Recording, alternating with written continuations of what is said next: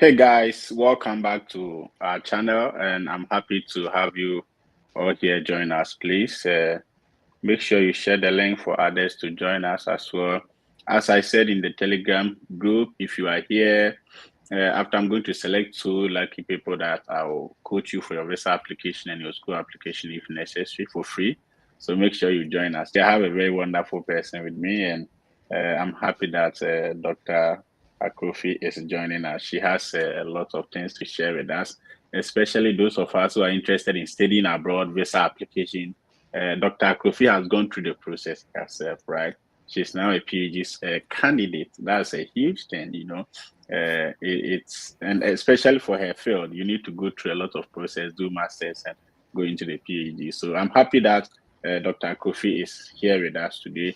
She's going to share her experience going through the process from the time she decided to do the application, school application decisions, issues about visas, advice that she has, and some general living abroad experiences and challenges she has navigated through. And I believe some of these things will help many of us. And for most of us, when we started the school application process, we didn't get this kind of support, this kind of help. So I am happy that Dr. Kofi is here to share her experience with us.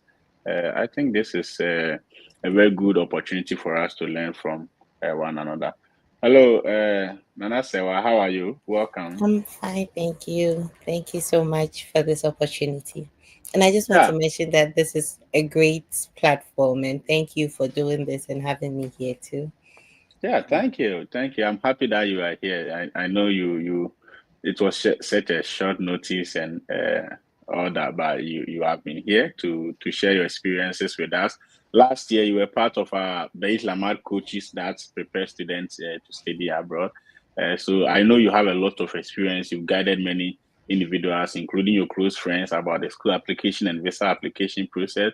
So today we are here to learn and to experience what you went through. So before we move on, can you tell us a little bit about yourself, what you are studying, how long you have been in the US and all that?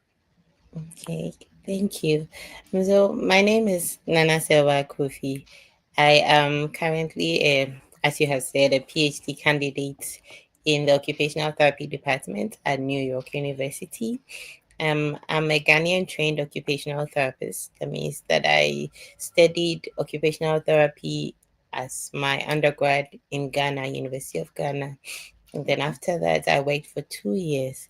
And then I moved to the US to do my master's in occupational therapy. And then I did a clinical doctorate in occupational therapy at the University of Southern California.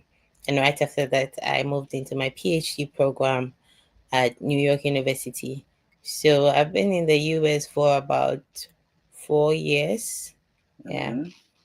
Oh, okay. So how has been your experience? So you came here for your masters, and which school were you? What school did you come to do your masters? University of Southern California in Los Oh, okay. Angeles. Yeah. Oh, that's fine. And after you moved back to New York, that was a long journey. It's from coast to coast. So it Yes. was an experience. And they're also very different cultures at both ends. So it was Yeah. interesting.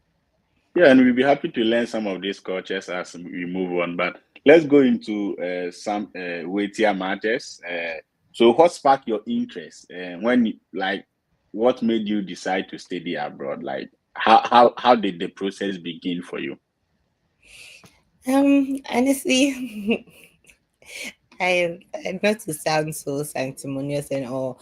I actually liked Ghana. I liked my having my family around, and I think I was okay. So Hmm. I didn't want to leave because a lot of people want to leave, which I know is the reality. But I think that there are lots of opportunities, and there's how you can harness those opportunities. Yeah. I left because I was working as an occupational therapist. I had finished school, I had finished my degree, and I was working as an occupational therapist. And sometimes I'll get clients whose families will, so I work with children with special needs, and their families and their parents will come to me and they'll say, "Oh, we hope we are able to help our child." And in my head and in my heart, I knew that I didn't have what it takes to help the child. And it didn't feel right for me to give them some sort of false hope. I was going to do my best. I was trying my best, but I felt like there was so much information and so much that I needed in terms of skills and experience to be able to help their child. And I didn't have that. And in Ghana, we don't have any master's program in Mm-hmm. occupational therapy or even in rehabilitation science. Um, the occupational therapy program at University of Ghana is the first in the West African region, right? So, if I wanted to study, I'll need to go to South Africa. Yeah, just South Africa, and they are not really great with funding. So then I Yeah. decided to look out to see where get support because I felt like I needed some sort of skills and experience. And so I applied to a couple of schools. Am I going too far? No, let's continue. Yeah. So I applied to a couple of schools. It's only recently that I'm beginning to remember how my journey started. I think I applied to a couple of schools in the UK actually, and Yeah. I got admission in some, but I didn't get funding. And I'm Mm-hmm. like, if I don't get money, I'm not going to go and struggle in someone's land. So I'm not going to Yeah. go. Yes. So I tried a lot of these Commonwealth applications, scholarships.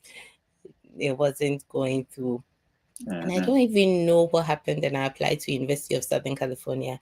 I wasn't really looking at the US because I thought US is too expensive. If you look at the fees comparatively, the US Yeah. is more expensive than the UK.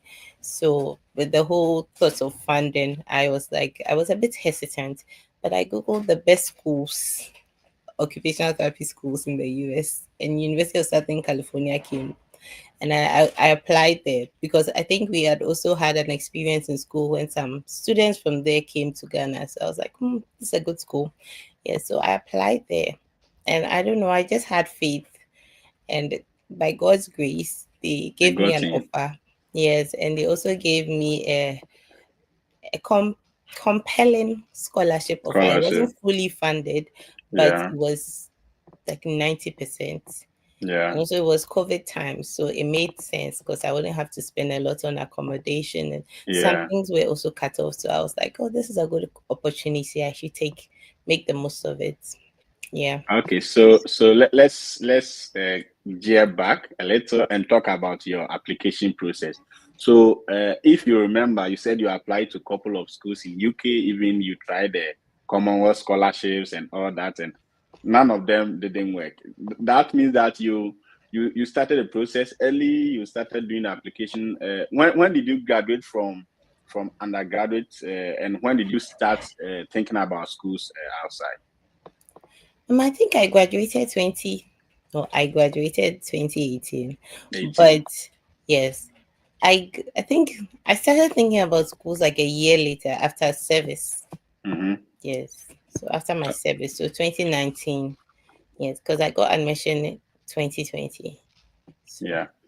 Okay. So how did you approach your school application process? You've already given us some ideas by saying you did apply to different countries and different programs and also different scholarship like Commonwealth and all that. And you also said that you did a Google search. So can you tell us exactly some of the steps you took in your application that you think is very helpful, not just then, but even now, if you are applying, because you after you came, you also applied to a PhD program and you went through. So let's talk about the application process. What do you think matters for you and for people you talk to, and for your in your own experience, especially people who are interested in studying abroad, who are in the process of applying? What do you think matters? What should they look out for most? okay. From my own experience there, I think that is for me is a lot of grace. So maybe the first initial steps that I took may not have been the best ones, but over the years, what I've come to learn is that Mm-hmm. in applying to schools, first of all, I think also one thing that helped too was I, I feel like this is dicey because Mm-hmm. there's the logical part of me and there's also the passionate part of me. The Yeah. passionate part of me would say that look out. it's about you. You are the one going to sit in class and Mm-hmm. learn for however long. So it has to be something that you like, a program You you are like. interested in. Yes. Mm-hmm. So let's start with that. Think about yourself. What do I want to study? What will I be interested in learning? I won't get tired of hearing it over and over again. Even if I get a 50-page assignment, I'll be willing to go out of my way to do it. So if you identify something like that, then you start with what schools offer a program like this, right? Mm-hmm. So you can do a Google search to see what schools have this program or similar programs. And sometimes you might not find the exact program, but you might find something similar. Yeah. So go wide. Like right now we even have chat gpt, so you can put this in chat gpt to see what kind of programs offer this, like what is similar to, I want to study maybe women in politics, what kind of programs will Yeah. you advise me to do? And yeah, maybe also talking to people in the field might help, Mm-hmm. but doing that initial search to find what programs offer that.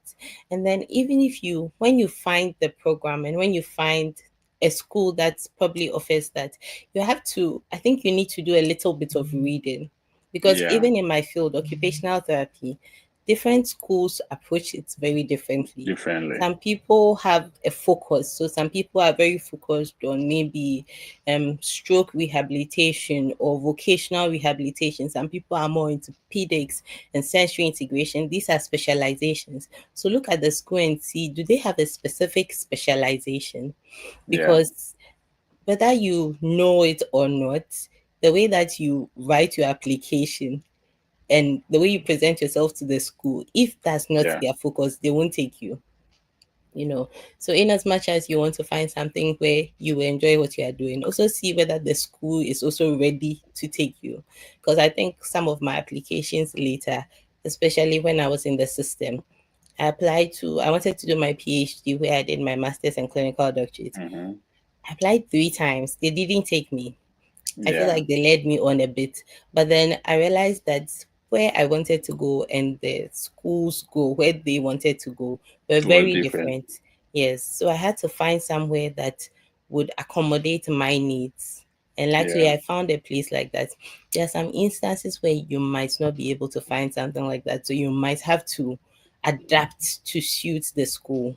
The But school. Yeah. I hope that once we get into situations like that, we still find a way to bring ourselves out, because it could be very, I know a lot of people who are in programs and they're suffering, they're not happy Yeah. because Yeah. like it's what somebody is telling them that they are doing, they don't have any passion in it, and that would Yeah. be hard because it's 4 years and they don't pay you well, it's a stipend.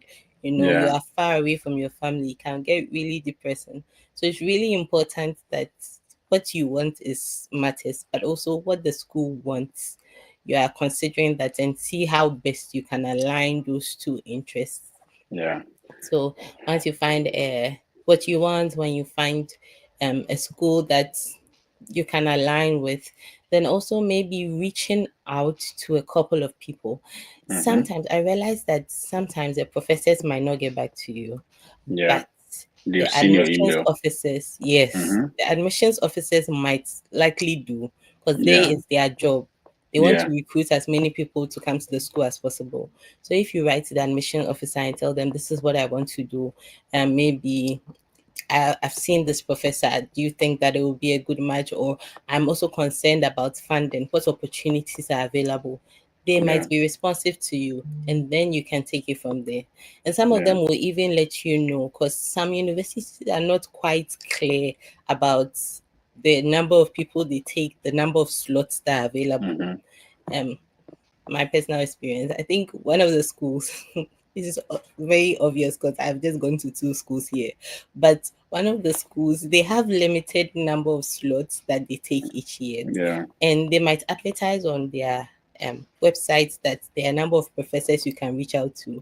But if you don't have inside information, you might not know that a professor on the website is not taking students. So Students. if you Yeah. write your whole application based on that professor, you will not get admission that year. Admissions. So Yeah. sometimes you need some sort of inside information to find out who is actually taking and how you Available. can, yeah, Yeah. align your So application that way. yeah. So your discussion so far has been focused on two things: passion. and research. And I think that's one of the key things that make a lot of people successful and differentiate the the successful student from the unsuccessful student.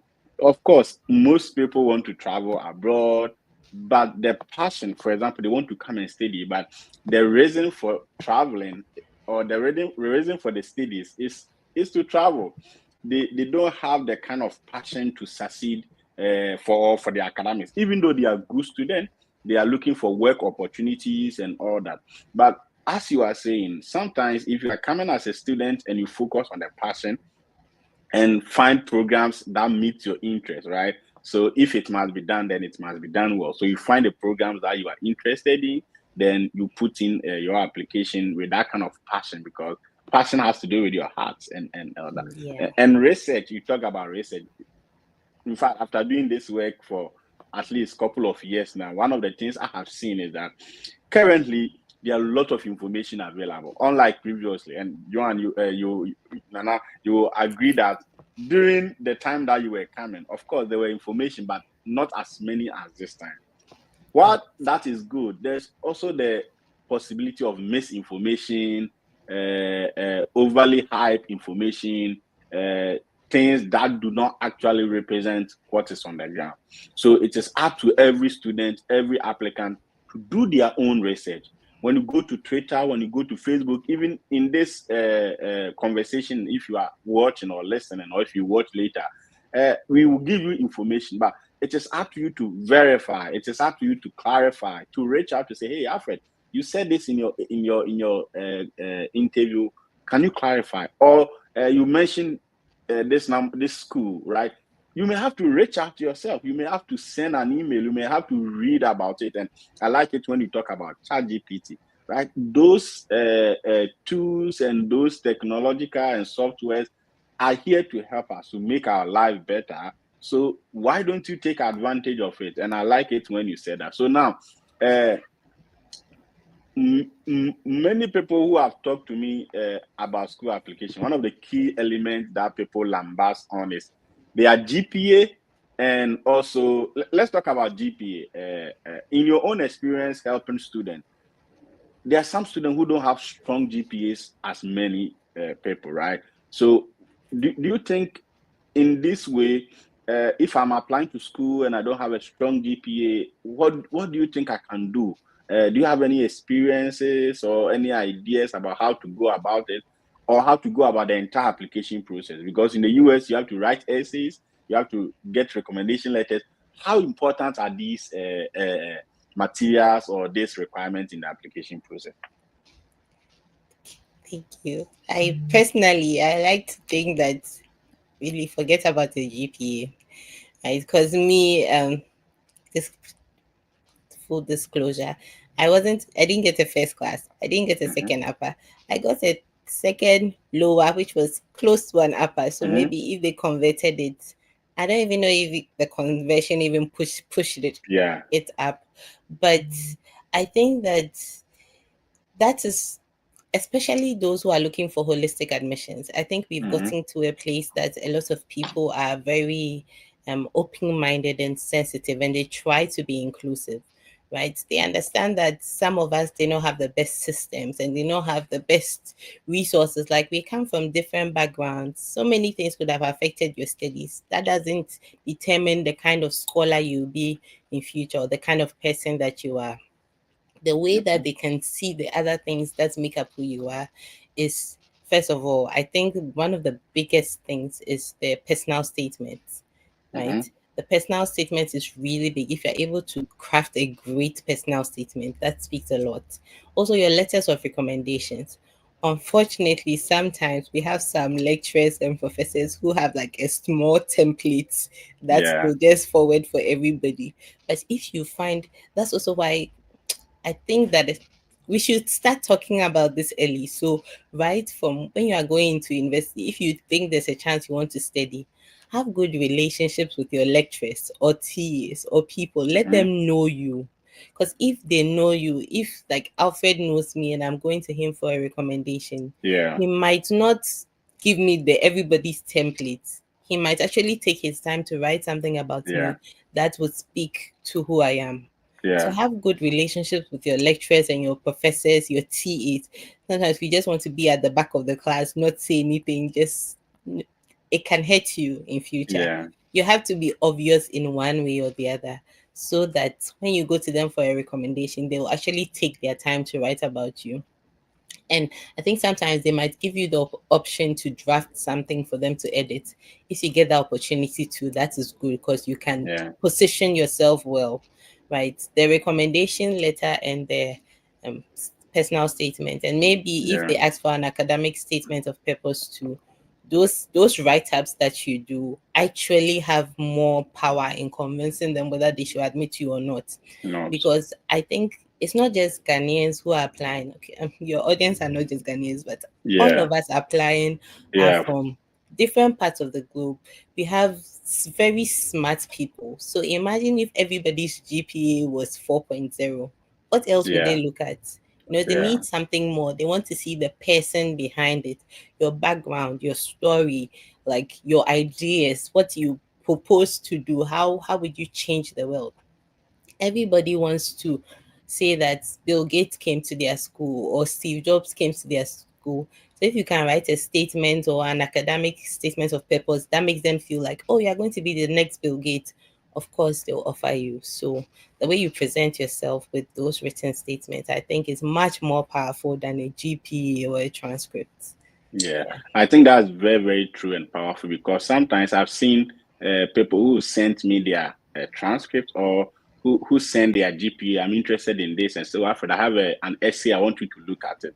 Now, if I look at their essay, I see a disparity between what they claim to know and what is in their essay. And one thing that I think I always advise students about it is that if you're applying to school, let's say for a PhD or for a master's, usually application begins from September and ends in December 15 on the average. So you have about 4 months to write a 750 words or 2 to 4 pages essay. 4 months. Now you have access to the internet to do research. You have access to dictionary. You have access to give to your father to read, your brother, your lecturer. You have all this period. There's no invigilation. Nobody is looking at you. And after 4 months, you cannot submit a very clean, error-free, grammar-free essay. It tells who you are, right? It shows how serious and how passionate you are about your own life, right? So even though you had a first class, or even though you didn't have a first class, but your essay can tell a different story. Your essay can push people to feel like, wow, this person is good. Now, then they will begin to look for reasons why your GPA is low, right? I've seen when I was applying to Yale, for example, my undergraduate GPA wasn't as strong as my master's. So I had to write a supplementary essay to top it up to explain why I didn't perform so well during my undergraduate and explain circumstances that affected my studies and explain why my undergraduate GPA was not a reflection of my academic ability and what I can do in my academic life. So I like it when you position that. There are also some people who have good GPAs or who have good essays, but their recommendation, what their recommenders are saying about them, is a pure contradiction. Because think about our application process as a whole, right? You are saying you are a good student, you want to do this kind of research, you are passionate about it. So you did well in your undergraduate studies. But your professor only writes about one paragraph with, Alfred is a good student, he's good, he's this. And your professor is not able to name specific things that you claim you were or you are or you did. That shows some kind of like it's a red flag. And although you check the box, the recommendation will more or less take you out of the process. And I always say that when we are thinking about recommendation, we should think about it as a group of professors who have never met us, who don't know us, who want to make application on our, who want to make a decision on our application, but they want to trust on colleague professors who knows us. They want to trust their words, right? So, Joan, Nana Kofi, you are a professor, right? Then a student is applying to a school, you don't know the student. Now, because you know the academic and the rigorousness you went through to become a professor, in the scholarship, in the field, you trust your colleague scholar, even if you have never met the person, because you read essays, you cite articles, you've never met the people, you believe in their research. So you want to trust in the words of these professors to admit the student you have never met. So that tells us that the recommendation letter is as important as almost everything in the application process, because it is recommendation. The person is giving recommendation, explaining why the school should admit you. So I like it that you bring that on board, and thank you for that. So let's continue. I think I have another question for you. Now let's talk about visa quickly, right? Let's talk about visa. If after we have questions that we can go through. So now, can you tell us how was your visa application process like? Now, getting a visa to study is huge. Like, it's very problematic for many people. Many people are getting denial and all that. How did you prepare for your visa application after your school, after you got admitted? I will say that for me, a lot of things were graced. Oh God. Mm-hmm. Because later when I realized that people actually study, like they watch Mm-hmm. videos and they go over questions and all of Yeah. that. Me, I just followed the checklist, got my documents, Mm-hmm. to the point that I think I even left a document. I think I was supposed to take my transcript along, but it wasn't on the document checklist they gave us. Yeah. So I didn't take it. So when I went there, they looked at all my documents and they were like, "Where's my transcript?" And I'm like, "I don't have my transcript." And she was like, "Okay, they can't make a decision now. I should go and bring my transcript and then they'll Oh, make a decision." I was like, "Oh my God, they're wow. going to say no." I was shocked because sometimes Yes. people, they'll just say no if you don't Yes. have everything. Yes. Yes. They'll just say Yes. no. The Yeah. fact that they even gave me a chance to go and bring that document, I was like, okay, maybe there's hope. Right. So right now I tell people that, like, be prepared. Take everything on the checklist and take other things that you think might also support what you are doing. Yeah. Sometimes at schools, before the school sends the I-20, they ask you to give them certain things. So you can take additional documents. It doesn't hurt to have everything you think that will give you like a strong case. Mm-hmm. And I think one of the things too is that they want to see that you come back. Yes. So don't go and be The way so you said you confident. come back, they want to Because we see that know you have some the of us, mindset to come back. yes, we Yeah. know some of us, we are not planning to go back. Me, I Yeah. hope to go back though, but like some people leave and they are like they don't want to go Yeah. back, and they can tell, or they Yeah. are trying to learn Exactly. how to tell. To So tell. you have to at least have something to support you, and in the way that you answer things. Why do you want to go? What are you going to study? Going to study occupational therapy. Why do you want to study occupational therapy? I think that I need more knowledge and research to be able to help communities back home. We don't have a big occupational therapy community. So always tie it back to, like, why is going outside relevant to Ghana? What will Ghana Mm-hmm. get if you go? Right? Yeah. Let them know that you are planning to contribute back to the economy, to the system. You have ties, you have family ties, maybe even have a job, a company. That sometimes that helps, like Yeah. you've registered something. So, I mean, You said research for the something visa. very, very significant. What will Ghana gain about what Yes, we're going to study? And as we started the interview, there's one thing that you said that keep on coming up in different way that people will not get it. The passion. You see, when you go to the interview, I do visa coaching, I do one-on-one mock session with students. And when you come, as soon as we begin speaking, I ask you just to get information about you and what you are coming to see. I can see clearly that this person is a genuine student because it's reflecting the passion, it's reflecting the way they say, even if they don't find the right words to say it, it's reflecting the way they present their answers, especially when it comes to why do you want to study this program? And you could see the passion all over. There's no specific way to describe it, but you could see that it is clearly visible. It is visibly written on the person's face. And as you said, these are some of the things that the visa officers are looking for. Many people are interested in the visas. They are interested in the studies, but they don't have the passion.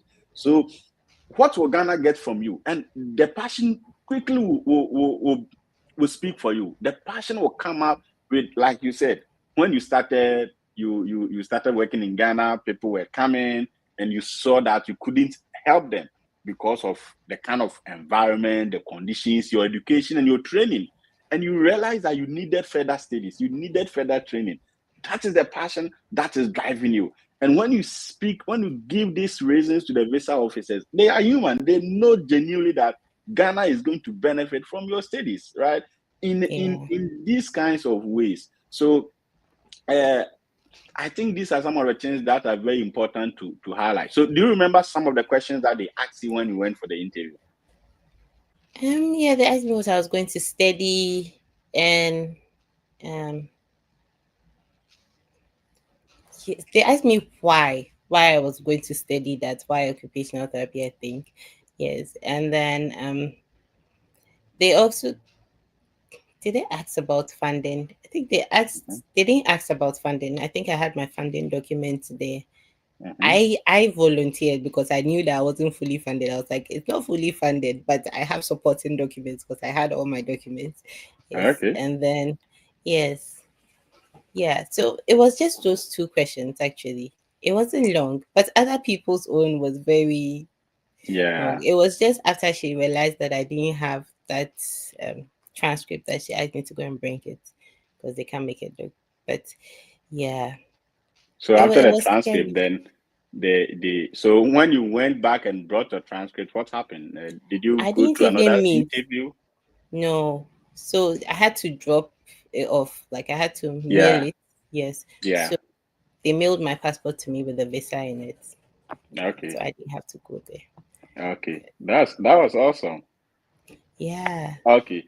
So now, how will you describe life in the US as an international student? You came at a very critical point during, or whether between, or during COVID or whatever. So that was a different setting for many students.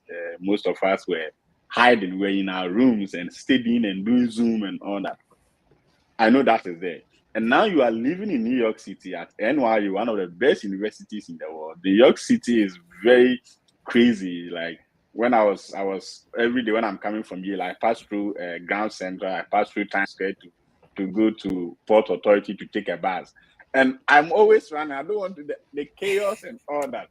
So how are you surviving? Like how will you describe life abroad? Because I knew you when you were in Ghana, and I also know you as you are here, and I could see that things are wonderful. If I say things are wonderful, I really right? you. So can you tell us how is life abroad for international students? I think it's an adjustment. I think that the time that I came to, it might not be, it was right, I think, in COVID, getting out of COVID. It was a very weird time. There was still a couple of restrictions. But I think the most important thing, or one of the biggest things, is having faith and community. Right? You, as a Christian, you having God and be taking solace in your relationship with Him and He being there with you, and also finding a community. Right? Like the Ghanaians that were around me. Thankfully, I found a Presbyterian church even before I came to California. So I got into that community and they were really helpful. Like they'll take me out to see grocery shops and like help me find my way. But if I didn't have that, it would have been very hard because I didn't know anybody in California. Like I didn't know how to get around a lot of things. They showed me the ropes. So it's really helpful to have some sort of community, especially people you align with, right? From your culture, from your religion. I think that especially as a Black person, as an African person, I didn't even realize that I didn't even think I had an accent until I came here. Then I realized that Ghanaians, we have an accent. Yeah. And then, because in Ghana, every accent is an accent, yes. And so coming here, you realize that even when people hear your accent, they treat you differently. First of all, they're going to treat you differently because of the color of your skin. unfortunately. Racism is a thing. But then when you speak with the accent, then it also further classifies you a certain kind of way. So it's just a realization that you have to deal with. And like so many things become so obvious to you. At first, it was just movies that we see this American lifestyle and be like, oh, okay. But having to experience it is a whole new ball game. And it can be very isolating, very lonely, very depressing. And I think that that's something that doesn't get talked about a lot, because people expect you to come and do so well. And you know that your family is also looking up to you. People are looking up to you. You can't call home and say that, oh no, this I is want too to come hard. home. I'm dying. Yes. People like, what is wrong with you? Why do you want to come home? But they don't know what you are going through over here. And in cases where they also expect you to be the breadwinner, thankfully, my parents and my family have been very understanding and don't expect so much from me. But I know a lot of people have to take money back home all the time. You know, and you're also not getting much, especially if you're on a student visa. So you have to find all sorts of ways and means. It can be really hard. And I know people are going through a hard time here. I know somebody who came on a visa and right now the person is homeless. They can't go back, they can't do anything. And so like there are a lot of stories like that, which is very disheartening. So having a community and then also holding on to your faith and trusting God that if he was able to bring you from Ghana to the US, then he's going to keep you, you know. So moving on and pushing forward. And I think sometimes there's also I heard it somewhere, a term that I've come to use a lot, the burden of representation. Sometimes we feel like I'm representing Ghana to all these white people. In my class, I'm the only black person. So I can't say one wrong thing. I can't act a certain kind of way. Even if I'm angry, I can't fit into that black angry woman stereotype. So you can live, there's a tendency to live your life in a way that you want to make everybody look good. You want to make your country look good. You want to make black people look good. And I feel like that could also add to their depression. Sometimes we should remember that we are just human and everybody is just human, whether you like it or not. Some people will be racist to you and they'll treat you, they'll see you differently no matter what you do. But you have to learn to break free from that and be yourself. It helps to have community who would help you walk through that. Yeah, so if you don't have people around you, sometimes you might not even realize that you are doing that. I used to do that a lot. Like I was the only black person in my class, so I was very conscious about my answers. And somebody would say something, and I don't want to react, even if I feel some kind of way, because I feel like they say, "Oh, black people are like that," and I didn't want them to say that because of me. But now I'm like, I'll just be myself. I'll just feel free, you know. So it takes a while. Yeah. So I think that's really, really powerful. I've received some messages. Let me check it briefly and I'll come back. So guys, hold on and I'll be back. Let me check some of the messages on here, then we can.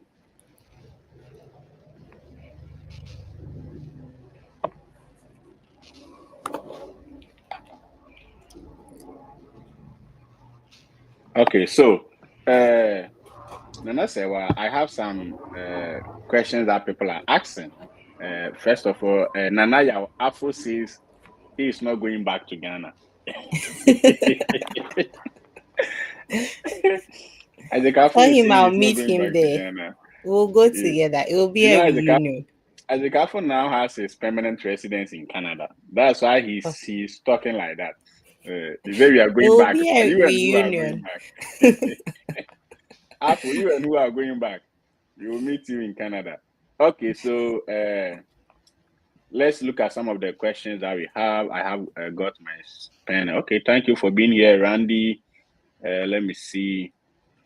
Let me look at. Someone says great motivation, which is good. Let me look at this one. Say, Nana, this is specifically for you because you are in the field of civil engineering. Please, Nana is in the field of occupational therapy, so not civil engineering. Currently, I'm interested in pursuing PhD studies in solid waste environmental engineering. Although my master's is in structures, but as a civil engineering student with background related to environmental engineering, would you advise pursuing PhD in environmental engineering? Is there anything you can share here, Nana? Just that I have a friend who did, I think she moved from one of those engineering to, it wasn't met. I don't want to make it wrong, but I have a friend who is engineering. So if she's okay with it, I can connect her to him. I actually have a couple of friends in the engineering field, so they might be the best people to talk to. So I'm happy to share their information with you and you share it with the person. Okay, but all right. I know that a couple people switched their engineering. So yeah. So I think this is from Matthias Boa. Matthias Boa, can you reach out to us at baetlamad@gmail.com and I'll get the information for you so that you can follow up. But what I know is that if you have background in engineering from your undergrad and you did structures, for the PhD, it all depends on the kind of research you want to pursue and how you structure that research. As Nana said, which schools are interested in the kind of research that you want to do or how you suit that. So I think that's a very good way to look at it. But thankfully, Nana says she can connect you to some people in the field. So please reach out to me and I'll try and connect you with Nana so that you can connect, right? All right. This says, I think the problem is our Ghanaian lecture. So this person is talking about recommendation, right? So I think the issue of recommendation is two sides. Not just, of course, the lecturers have some lecturers have their problem, and most of the times the student will also have our problem. My senior brother is a lecturer in Winneba, University of Education, Winneba, and I talked to him about school application because he brings some of his students to me to prep them for the application process. And whenever I talk, most of the times, students wait until the final week for application deadline and they send a text message. Hello, Prof. I want to apply to a school in the US and they are looking for recommendation. Please, I need a recommendation. The deadline is next week. No professor like that is one disrespectful. You don't disrespect their time and all that. So sometimes even the way you communicate asking for help, it is important you reach out in advance, right? Reach out in advance to give notice. There are some professors too or lecturers too who are just mean, who just have the mindset that so far somebody is going abroad, they don't like it. Like I don't know how to put it, but they believe you didn't show up in class or he didn't. And for some of them have the case because they might not know you. Although you were in their class, they cannot sit down and just think about what to write about you because they didn't encounter you personally. They didn't know some specific personal research skills that they can talk about. So it's a lot of issues, and it all depends on dialogue, trying to reach out and say, hey, this is what I'm doing. And when you are pushing them and it is not working, look for other alternatives. There are some schools that will accept one academic recommendation or two and one professional recommendation. So try to figure out which will work for you in your case. Always do not give up, no matter the circumstances. Do not give up. So this is from Afu. Afu say good discussion. Most of them just don't want to spend time writing recommendation. As I said, it's a little bit relative. Let me see. This person said, and I said, I'm currently studying in India, but I'm originally from Gambia, and I have my interview on 2nd December. Please, how can I prove ties to my home country? This person is talking about visa. Nana, do you have any idea, any concern for this person about how he can prove ties to his home country? Sometimes, like, ties are one of the strongest ties is if you are married and your wife was back home. That one day, you can't leave your family behind, or you have children back home. That's one strong way. But also older parents, that could also be a tie. Also what you plan to do for your country. Yes. Or for so even though you are not degree. even though you are not in Gambia, what you are going to study, how will it benefit Gambia? Yeah. Why would Gambia need you after you are done with your studies? Or why would you need Gambia? If you are able to find a way to let them know that this is maybe you're studying health. Maybe the Gambian health system needs these professionals, or engineering, or whatever field it is. I'm sure there's a relevance for it in Gambia. So being able to connect that these are the gaps in the Gambian system and this is how I will fill them. That's one way that you can also show. And for most students, as Nana said, most of us do not have wives. We don't have aged parents. So it is always good and safer to go with your academic plans. What are your career goals? What do you want to do with this degree? Sometimes people limit it just with the job. You cannot come and pursue a PhD and say after you are going to manage a daycare, right? A student went for interview. They have a daycare, a school that I think up to crèche, and he is coming to do a PhD with full funding. The visa officer asked, "What are your plans after school?" He said, "After school, I'll return and manage our family's daycare with a PhD." Can you imagine? You see, you have to really, as Nana said, you can explain how specific research skills or specific things that you are coming to study will help specific people or specific organization in your home country. Always the career path is very, very important. And as Nana said, if you are going to interview as a occupational therapist, you have a lot of reason to come back, because in Ghana, that is a field that we need support, we need help.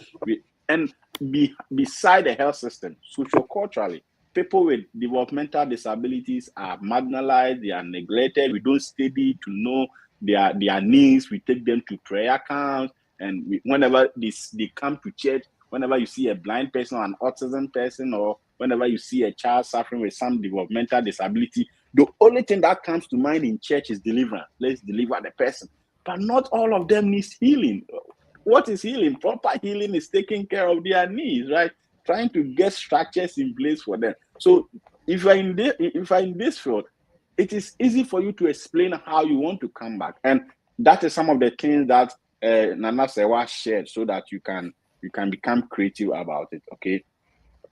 This person say, "I am in a bit of a dilemma and need your assistance. I just received admission for spring, but there are no dates available this year in Ghana. Please, what do you suggest?"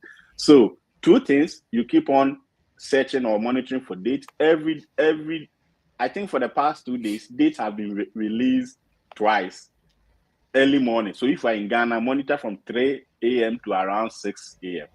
And I've been trying to monitor for dates for some people, and because of the time they release the dates, they release at the time I'm sleeping.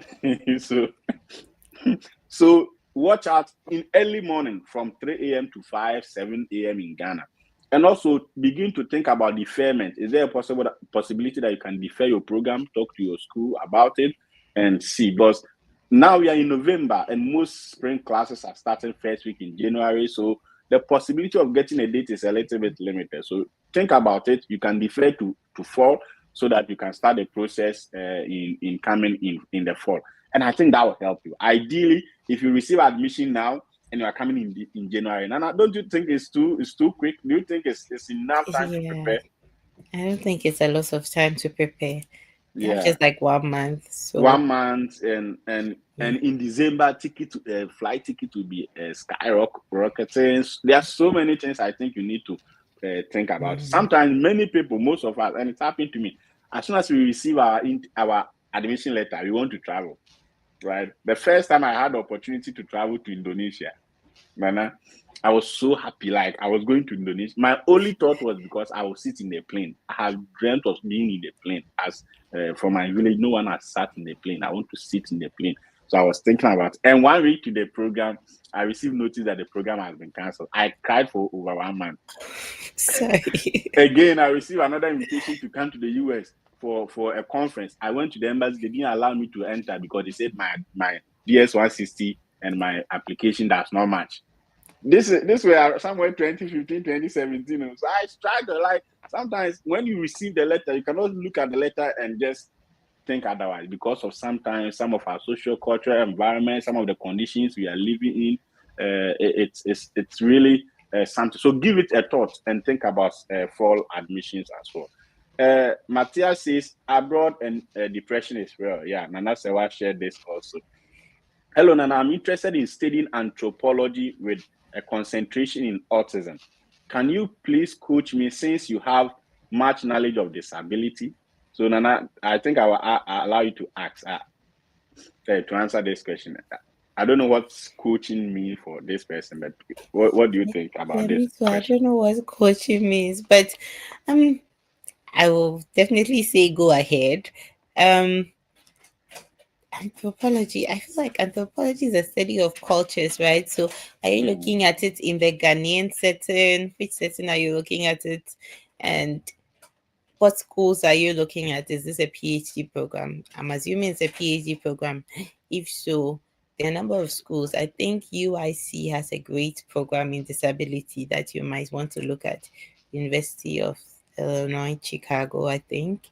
Yes. So I think I need more information, but definitely go ahead. Anything autism, I'm happy about. So yes, Yeah, so there are a number Patrick, of if schools. you have specific questions or you need specific help, I think it's always good to specify.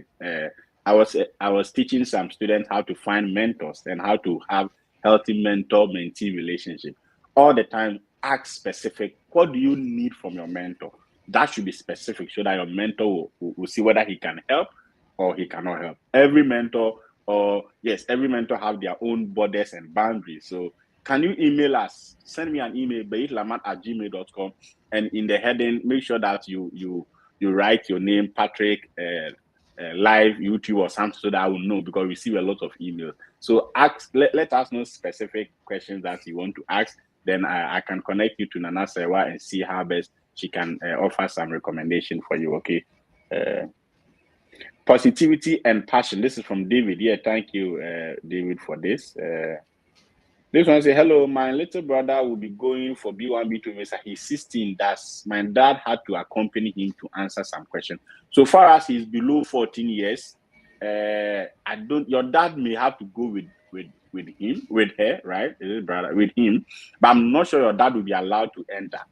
And if your dad is allowed to enter, he will be the one to answer the question because he's below 14 years. If he's below 14 years, then somebody will have to do the interview on his behalf. But since he's above 14, the person will be asked questions to answer. Okay. All right. The God factor is key in this whole process. That is true. And or that some people also believe in Tigari, the Buddha. So whatever you believe in well.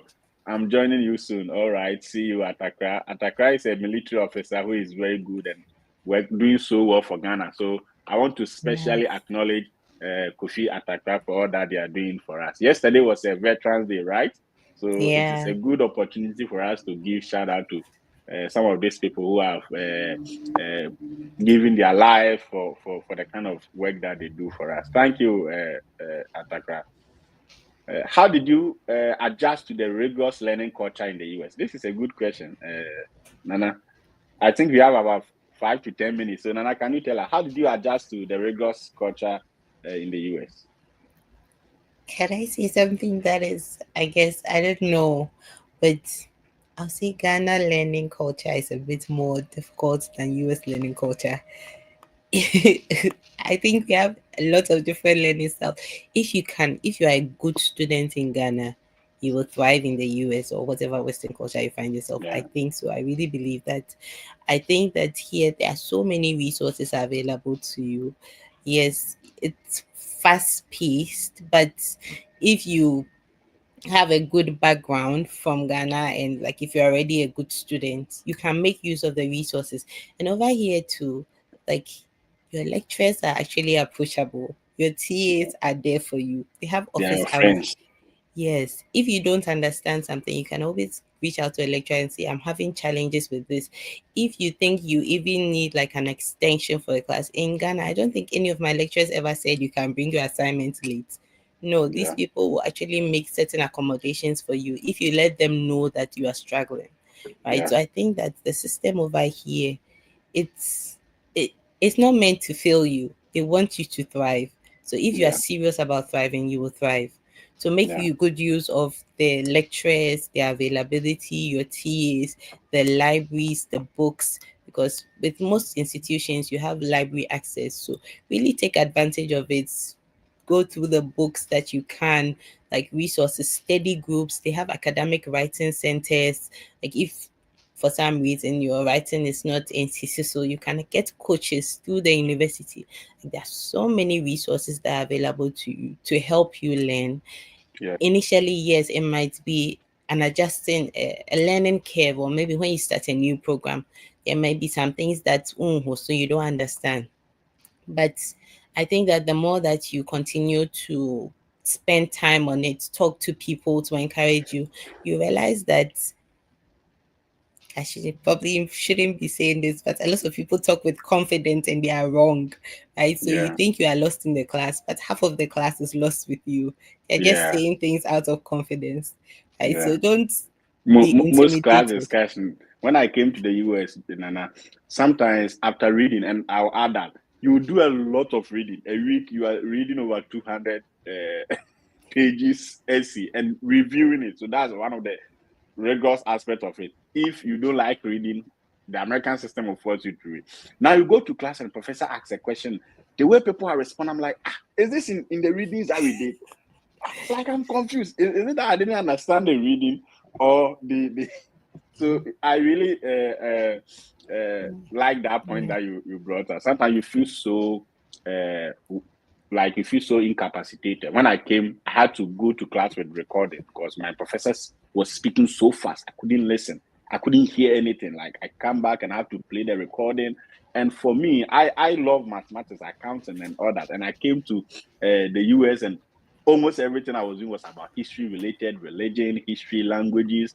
So I have to move from mathematics to reading and to writing. So it wasn't easy for me as I started. But as you said, there are a lot of resources.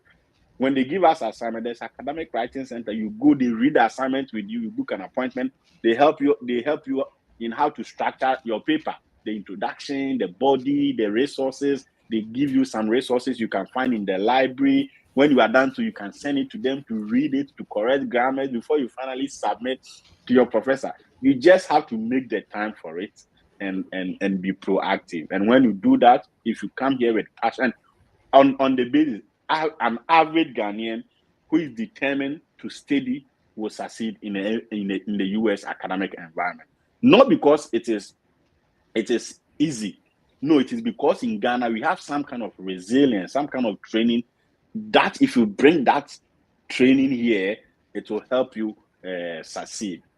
Even though it will take a lot of effort, hard work, and as Nana said, so many resources that you have to get involved, talk to people, groups, and all that. It will take all of that for you to be where you are. Yeah. Yeah. And I And just Nana, also want go to ahead. add, piggyback on that and say that a number of people have told me that like the professors really love African students and Ghanaian Yeah. students because we really go all out. Some things maybe an American person will feel entitled and say, I don't have to do it. But the Africans, most of us will like really do our best and put all in all. So yeah, Alfred is really right. We have that. And another good thing is that in the Ghana education system, you are given a handout, slides to read and answer questions. What I realized over the years when I came to America, that my English was improving. I was thinking more sharper because I was engaging different parts of my brain with the kind of reading and the rigor here.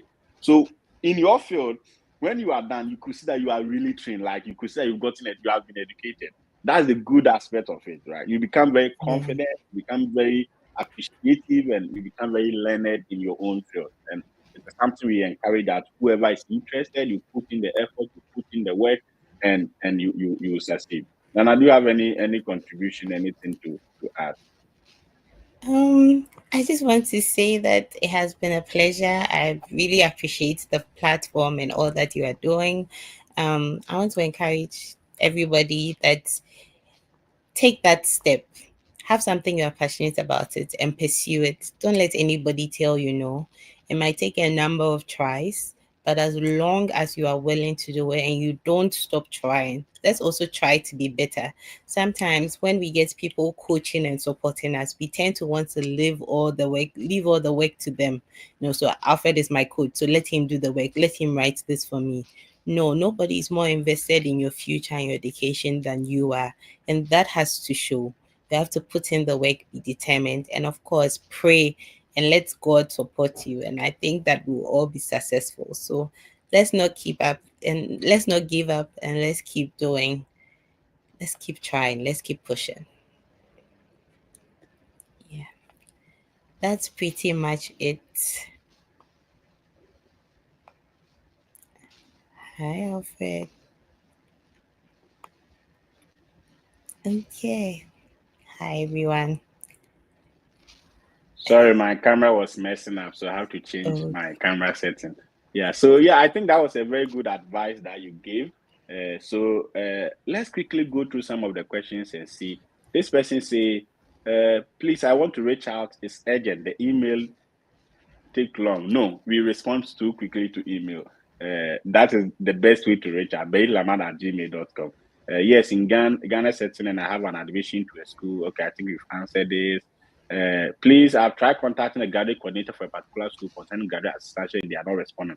Do you know the best way I can reach out to him? You have to wait. If they are not responding, if you send one email and if not respond, you can send a follow-up after a week or two, but don't send repeated follow-up. One of my friends was sharing his experience when he was sending a lot of email to the school, and he said they replied, say, "Hey, stop! We've seen your emails. We will get back to you. Stop! What do you want?" So it is always important to take your time. Hi, if you are not employed and at the moment, or you have been employed in the past, what do you feel in the employment side when filling the DS-1? Mind you, I completed university 4 years ago. So in the DS-164, as I always said, it is always not good to say you are not employed because it raises some kind of red flag. So if you have been employed before, the system allows you to put your employment history. So if I were you, I think I would massage it and say the previous place you were working might be your employment place, or you are doing a volunteering job. It could be something that you want to do to help, right? So that would be very helpful. This is from NS. NS, good to see you, teaching prophet, Hi, for being here, and thanks for your message. And so, great show. Thank you all, and thanks for being here. So I hope that you had a good time with us. Thank you, Nana Serwaa, for this wonderful and amazing discussion. I think this has been one of the best discussions, podcasts we've had, and we thank you so much. I'll connect people who are interested in specific help so that you will see how best you can help them in your field and all that. So, guys, thank you for your time, and we hope to see you. And please send us an email at baetlamad@gmail.com or go to www.baetlamad.com. You find our WhatsApp number, email, Telegram page to join and all that. We only respond to emails because if you are responding to messages on Messenger, messages on TikTok, on Facebook, like the whole day, it means that you don't have to do anything. But the emails is very coordinated. I can respond, Paul can respond, Padmon can respond, and that is really, really helpful. Okay. Thank you so much, guys, and see you. If you need any kind of support, we also do statement of purpose review. We proofread your SOP. We prepare people for coaching, for visa, and to prepare you for a school application. Whatever services you need, of course, that will be paid. Yeah, you have to pay us for the time. It is a little bit money, not too much. We make sure that we give subsidies to help people. The most important thing is to get deserving and qualified people to come into study. Nana Serwaa, this year the people that we brought together, we had about 15 students, and this year we did it for free. I'm the one taking them through because everybody is engaged. Patmon is in almost his final year. Paul is engaged, so I'm the one preparing them this year. So this year we did it for free. So as time goes on, if I need some of them to come to you with the SOP review, I'll let you know so that they will reach out to you. Okay. Thank you so much for your time, and guys, see you. Bye-bye.